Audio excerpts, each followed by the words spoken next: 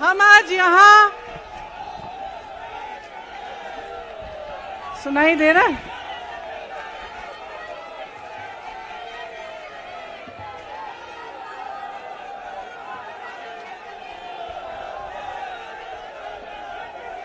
सुनिए,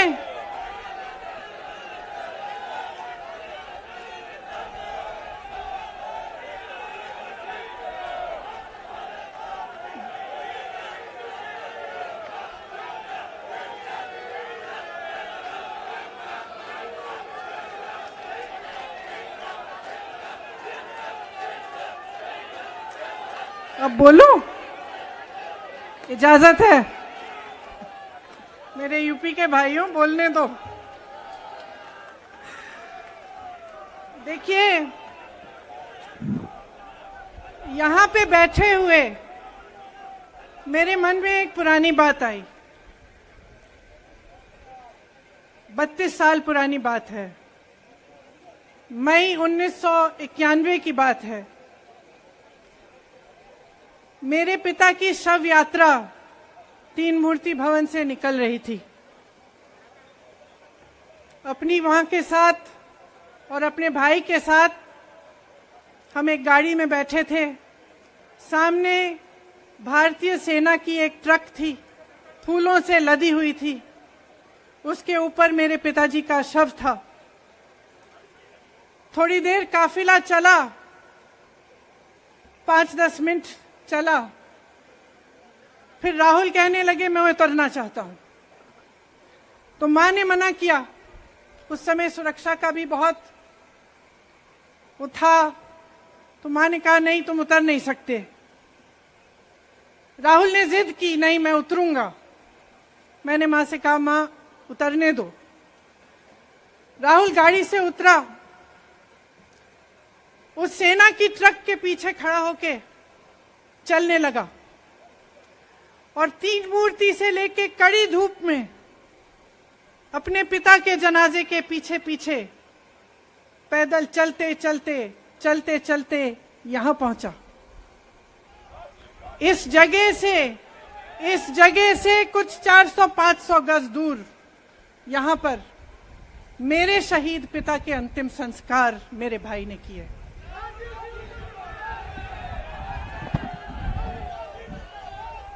सुनिए, वो चित्र मेरे दिमाग में अभी भी है, मेरे मन में है। मेरे पिता का शव इस तिरंगे झंडे में लपेटा गया था। इस तिरंगे के नीचे मेरे पिता का शव था और उसके पीछे चलते चलते मेरा भाई यहां आया। उस शहीद पिता का अपमान भरी संसद में किया जाता है। उस शहीद के बेटे को आप देशद्रोही कहते हैं, आप मीर जाफर कहते हैं, उसकी आप मां का अपमान करते हैं। आपके मंत्री मेरी मां का अपमान भरी संसद में करते हैं। आपके एक मुख्यमंत्री कहते हैं कि राहुल गांधी को पता भी नहीं है कि उनका पिता कौन है।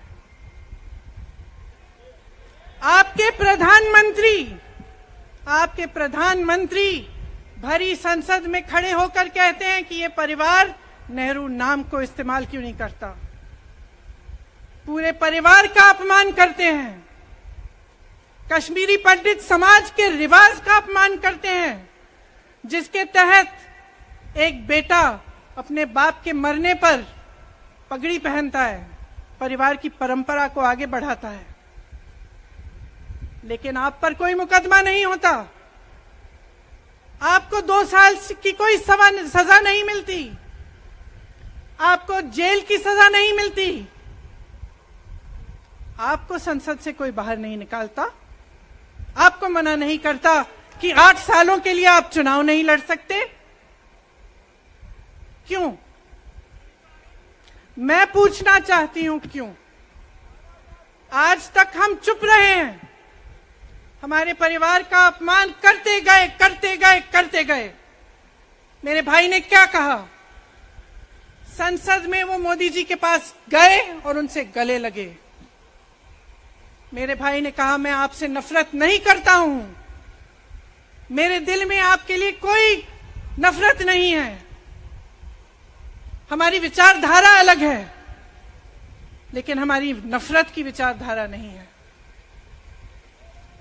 तो मैं पूछना चाहती हूं, एक आदमी का कितना अपमान करोगे, कितना अपमान करोगे? क्या यही है इस देश की परंपरा? आप परिवारवादी कहते हैं, तो भगवान राम कौन थे? भगवान राम को वनवास में भेजा गया, उन्होंने अपने परिवार, अपनी धरती के प्रति अपना धर्म निभाया। क्या भगवान राम परिवारवादी थे? क्या पांडव परिवारवादी थे कि वो अपने परिवार की संस्कारों के लिए लड़े? और हमें क्या शर्म आनी चाहिए कि हमारे परिवार के सदस्य शहीद हुए इस देश के लिए, कि इस झंडे में उनका खून है, इस धरती में उनका खून है, इस देश के लोकतंत्र को मेरे परिवार के खून ने सींचा है। और जो सोचता है कि हमें अपमानित करके हमें डराएंगे, हमें धमकाएंगे, जो सोचता है कि तमाम एजेंसियों को लगाकर हम पे छापे मारकर हमसे कुछ भी कर ले, हमको हमें डराएंगे, वो गलत सोचते हैं। हम डरने वाले नहीं हैं। हम और मजबूती से लड़ेंगे। हम इस देश के लोकतंत्र के लिए कुछ भी करने के लिए तैयार हैं। इस देश के लोकतंत्र को, इसकी नींव कांग्रेस पार्टी के महान महापुरुषों ने डाली है। कांग्रेस पार्टी लड़ी इस देश की आजादी के लिए, और आज भी इस देश की आजादी के लिए ही लड़ रही है। कभी कभी मैं सोचती हूं, मुझे समझ में नहीं आता कि पब्लिक क्या सोच रही है। क्या देख नहीं रही है क्या हो रहा है? क्या आपको दिख नहीं रहा है कि आपकी सारी संपत्ति लूटी जा रही है, एक आदमी को दी जा रही है, गिने चुने उद्योगपतियों को सब कुछ दिया जा रहा है? किसकी संपत्ति है? ये राहुल गांधी की संपत्ति है, ये आपकी संपत्ति है। ये पीएसयू किसके हैं? किसके लिए बनाए गए? आपके लिए बनाए गए, जो ऐसे एक के बाद एक इनको बेचे जा रहे हैं, दिए जा रहे हैं। इसी से तो आपका रोजगार आता है। छोटे उद्योगों से, छोटे व्यापारियों से आपका रोजगार आता है, किसी बड़े अडानी से नहीं आता। रोजगार नहीं देते, छीनते हैं आपका रोजगार। तो आप समझ क्यों नहीं पा रहे हैं? आप गैस के सिलेंडर के लिए 1000 रुपए दे रहे हैं, और यहां आपकी सारी संपत्ति किसी को सौंपी जा रही है। राहुल गांधी जी ने क्या कहा? अरे कौन सा इतना बड़ा जुल्म कर लिया कि आपसे 2 सवाल पूछ लिए, जवाब नहीं दे पाए ना, घबरा गए। और जो अहंकारी होते हैं, तानाशाह होते हैं, क्या करते हैं? जब सवालों का जवाब नहीं दे पाते तो पूरी सत्ता को लेकर जनता को दबाने की कोशिश करते हैं। जो सवाल उठाता है उसको दबाने की कोशिश करते हैं। आपने कभी सोचा है, आंखें खोलिए, आपने कभी सोचा है कि ये पूरी सरकार, ये सारे मंत्री, ये सारे सांसद एक आदमी को बचाने की क्यों इतनी कोशिश कर रहे हैं? इस अडानी में है क्या कि इसको आप सारी संपत्ति दे रहे हो देश की? 20 हजारों करोड़ शेल कंपनियों में इनकी हैं, और आप इन पे इंक्वायरी नहीं कर सकते। ये अडानी है कौन कि आप सब उनका नाम उठते ही बौखला जाते हैं और उनको बचाने में लग जाते हैं? देखिए, आप इस देश के देशवासी हैं, ये देश आपका है, ये लड़ाई आपकी है। आज तमाम नौजवान बेरोजगार क्यों हैं? हम इश्तिहार तो देख रहे हैं, होर्डिंग देख रहे हैं, मदर ऑफ डेमोक्रेसी लिखा है, कहते हैं कि हमारी अर्थव्यवस्था बहुत तेजी से आगे बढ़ रही है, तो इतने नौजवान बेरोजगार क्यों हैं? तो जहां जहां हम जाते हैं बेरोजगार नौजवान क्यों दिखते हैं? इतनी महंगाई क्यों है? इतनी महंगाई क्यों है? क्या आप इतने बड़े काम कर सकते हो लेकिन एक गैस सिलेंडर का दाम कम नहीं कर सकते? आप छोटे व्यापारियों की मदद नहीं कर सकते? आप रोजगार नहीं बनवा सकते? तो फिर आपकी सरकार किस काम की है? लोगों को दबाने के लिए है या अडानी जी को आगे बढ़ाने के लिए है? तो आज ये समय आ गया है कि हमें गंभीरता से सोचना पड़ेगा। ये सरकार पूरी कोशिश करती है कि आपका ध्यान भटकाया जाए। अब आप सोचिए, कन्याकुमारी से कश्मीर तक एक आदमी चला, उसके साथ लाखों लोग चले। क्या पैगाम लेके चला? किस लिए चला? उसके दिल में क्या भावना थी कि लाखों लोग देश भर से उससे जुड़ के चले? समता, एकता की भावना थी। आज आपके सारी मीडिया, आपके सारे मंत्री, आपके सारे सांसद, आपके सारे कार्यकर्ता कह रहे हैं कि राहुल जी ने विदेश जाकर देश का अपमान किया, राहुल जी ने एक वर्ग का अपमान किया। क्या एक आदमी जो कन्याकुमारी से लेकर 5000 किलोमीटर कश्मीर तक चल के ये रोज रोज कहता है कि इस देश को एक होना चाहिए, सबको समान दृष्टि से देखना चाहिए, क्या ये आदमी देश का अपमान कर सकता है? क्या ये आदमी एक वर्ग का अपमान कर सकता है? तो ये आदमी क्या कर रहा है? ये आपकी आवाज उठा रहा है। ये क्या कह रहा है? कह रहा है कि गरीबों को अपना हक दो, नौजवानों को अपना हक दो, महिलाओं को अपना हक दो। यही तो कह रहा है। और हक क्या है? हक ये है कि जो आपका है वो आपके हाथों में जाना चाहिए, किसी बड़े उद्योगपति के हाथ में नहीं, जो प्रधानमंत्री जी के मित्र हैं। ये है आपका हक। उसी हक की लड़ाई लड़ रहा है। तो आप समझिए, ये एक इंसान की बात नहीं है, ये एक राहुल गांधी की बात नहीं है, ये पूरे देश की बात है। जब हम कहते हैं लोकतंत्र को बचाना है, तो हम किस बात की को बचाने की कह रहे हैं? क्या कह रहे हैं हम? लोकतंत्र क्या होता है? खुल के जवाब मांगो, सवाल उठाओ। यही तो लोकतंत्र है कि आपको कोई आपत्ति है, कोई समस्या है, आप किसी के पास जाकर अपना हक मांग सकते हैं। आप कह सकते हैं, भाई हमारे लिए ये क्यों नहीं किया? इतनी महंगाई क्यों है? हमारे लिए रोजगार क्यों नहीं बनाए? लेकिन आज यही हक आपसे छीना जा रहा है और आपका ध्यान इधर उधर भटकाया जाता है और इतनी चीजों को फैलाया जाता है जो सच नहीं है, झूठों को फैलाया जाता है। आप सोचिए, राहुल गांधी दुनिया के सबसे बड़े जो शिक्षा के संस्थान है वहां से पढ़ के आए हैं। हार्वर्ड और कैम्ब्रिज की उनकी डिग्री है। कैम्ब्रिज से उन्होंने इकोनॉमिक्स में मास्टर्स डिग्री, एमफिल डिग्री उनको मिली। आप उसको पप्पू बनाते हैं। पूरे देश भर में आपकी सहायता के साथ मेरे मीडिया के दोस्तों, डिग्री आपने देखी नहीं, सच्चाई आपने देखा नहीं, उनको पप्पू बना दिया। फिर पता चला कि ये पप्पू तो यात्रा में निकल आया और पता चला कि ये तो पप्पू है ही नहीं। इसके साथ तो लाखों लोग चल रहे हैं। ये ईमानदार भी है, ये सब बातों को समझता भी है, ये जनता के बीच जा रहा है, जनता की समस्याओं को सुन रहा है, तो जनता इसके साथ चली जा रही है। तो घबरा गए कि राहुल गांधी ने संसद में वो सवाल उठाए जिनका उनके पास जवाब नहीं है।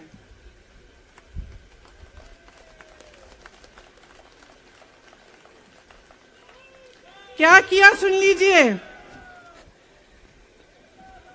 एक तरफ से हंसी भी आती है कि एक आदमी को रोकने के लिए इतना सारा करना पड़ा।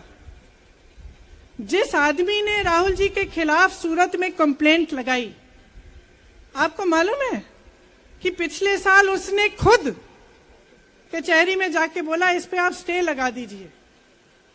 1 साल के लिए अपने ही केस पे स्टे लगवाया। फिर वापस कब गए केस खुलवाने के लिए? राहुल गांधी के संसद में अडानी पे के भाषण देने के 1 हफ्ते बाद। 1 हफ्ते बाद वो आदमी वापस जाता है, कहता है केस खोल दी, सुन लीजिए अब हम तैयार हैं। 1 महीने के अंदर अंदर जज कह देते हैं कि राहुल गांधी को 2 साल की सजा मिलेगी। आपने देखा इस देश में कितने केस हैं कि जेल में 10 साल के लिए पड़े रहते हैं, उनकी सुनवाई नहीं होती। ये तो सुनवाई भी फट से हो गई, जजमेंट भी फट से हो गई, सजा भी फट से हो गई। और आपने कह दिया अगले दिन कि 8 सालों के लिए ये चुनाव नहीं लड़ सकते, संसद से बाहर कर देंगे इनको। वाह वाह वाह वाह वाह वाह,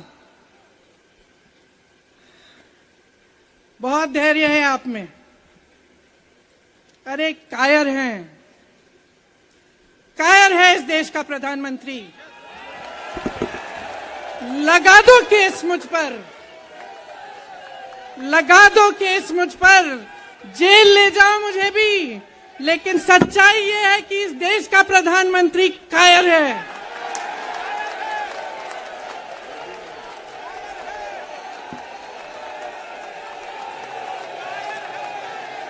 अपनी सत्ता के पीछे छुपा हुआ है,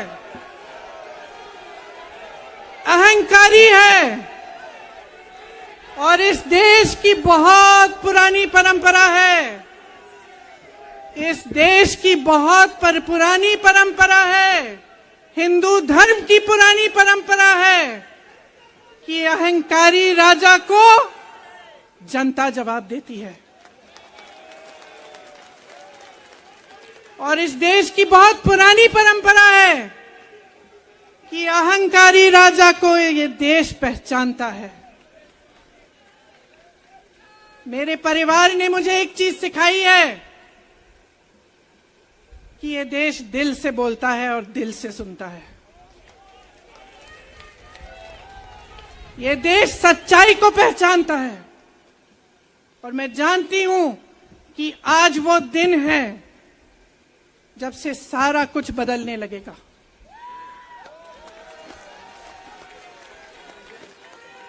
मेरे मीडिया के साथियों, मैं आपसे कहना चाहती हूं, बहुत हो गया है, बहुत हो गया है। मैं जानती हूं आप पर कितना दबाव है। मैं जानती हूं कि आपको लाइन भेजी जाती है कि आज आपको ये कहना है, आज आपको ये लिखना है। लेकिन आपकी एक बहुत बड़ी जिम्मेदारी है। आज लोकतंत्र खतरे में है। अगर सरकार सवाल उठाने वाले को 8 सालों के लिए संसद से निकाल सकती है, अगर कह सकती है कि तुम्हें चुनाव लड़ने की ही इजाजत नहीं है, तो बहुत गड़बड़ है, बहुत गलत हो रहा है। और ये लोकतंत्र के लिए ठीक नहीं है, ये इस देश के लिए ठीक नहीं है। जब आप पत्रकार बने, शुरू में जब आप काम के लिए आए, तो आपके दिल में भी ये होगी बात कि देश के लिए मैं सच्चाई बोलूंगा, मैं सच्चाई बोलूंगी। आज आप बोल नहीं पा रहे हैं, हिम्मत करिए, खड़े हो जाइए आप भी।